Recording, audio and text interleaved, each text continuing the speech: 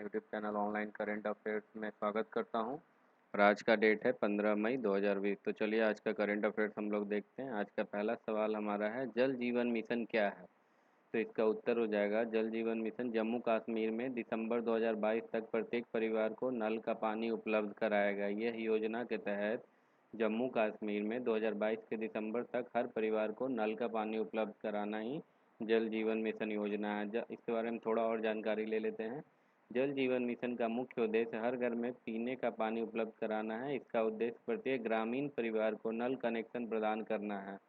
केंद्र सरकार प्राथमिकता के आधार पर मिशन को लागू करेगी। अगला सवाल हम लेते हैं। हमारा अगला सवाल है, हाल ही में भारत सरकार द्वारा घोषित विशेष आर्थिक पैकेज आत्मनिर्भर भारत अभियान की रकम कितनी है?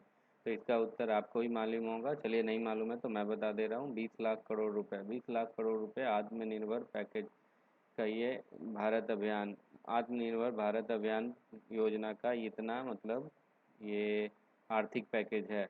इसका उद्देश्य क्या है? तो इसका उद्देश्य लॉकडाउन के चौथे चरण से पहले देश की आर्थिक गतिविधियों को प्रोत्साहित करना है।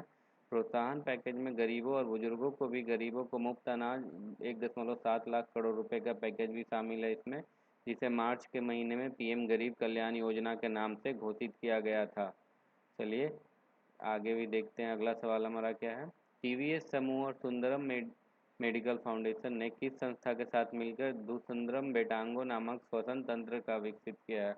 ये श्वसन तंत्र है दोस्तों, इससे सांस लेने सांस लेने में कठिनाई नहीं होगी।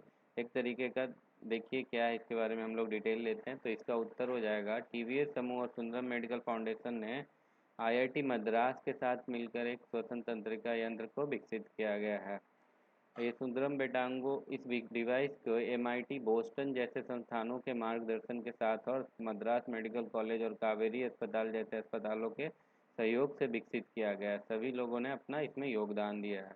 चलिए अगला सवाल देख लेते हैं। कोविड-19 महामारी को लेकर भारत की प्रतिक्रिया के लिए अमेरिका के राष्ट्रीय सार्वजनिक स्वास्थ्य संस्थान ने कितना धनराशि प्रदान किया है?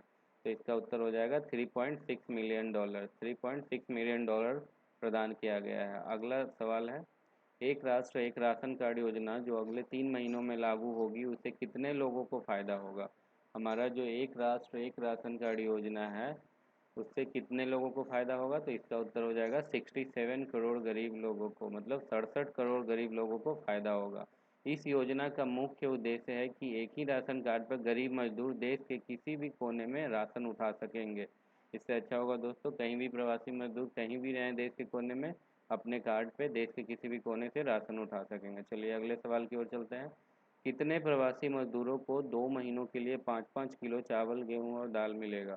तो इसका उत्तर हो जाएगा 8 करोड़ प्रवासी मजदूरों को। 8 करोड़ प्रवासी मजदूरों को 2 महीनों के लिए 5-5 किलो चावल, गेहूँ और दाल मिलेगा। वित्त मंत्री ने बताया है कि प्रवासी मजदूरों के राशन के लिए 3500 करोड़ की सहायता दी जा रही है। ये हमारे वित्त मंत्री जी श्री निर्मला सीतारमन जी का एक घोषणा है कि हमारे जो प्रवासी मजदूर हैं उनके राशन के लिए हमने 3500 करोड़ की सहायता राशि दिया है। चलिए अच्छी बात है।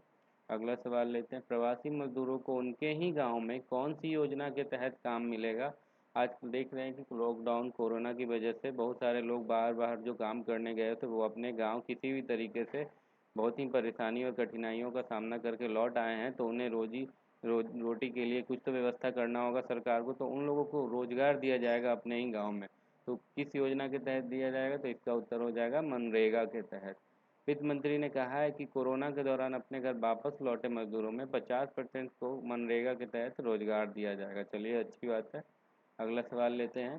शहरी गरीबों की सहायता के लिए कितने एसएचजी बनाए गए हैं? तो उसका उत्तर हो जाएगा 7200 एसएचजी बनाए गए। अब ये एसएचजी क्या है दोस्तों? तो ये स्वयं सहायता ग्रुप होते हैं, जो कि आप स्वयं सहायता या स्वयं सेवी संस्था के नाम से जानते हैं। आजकल कोरोना के दौरान इन स्वयं सेवी संस्थाओं ने ही मास्क और सैनिटाइजर बनाकर वितरित किया था, जो कि एक सराहनीय वर्क है। तो इसीलिए हमारे सरकार ने 7200 7200 एसएचजी ग्रुप और बनाने का निर्णय लिया है। चलिए अगला सवाल पे चलते हैं हम लोग।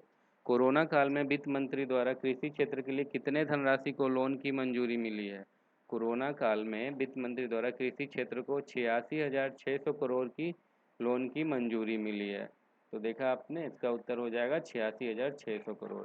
अगला सवाल हमारे पास है, हमारे माननीय प्रधानमंत्री जी ने वोकल फॉर लोकल वाकया का नारा दिया, उसका उद्देश्य क्या है?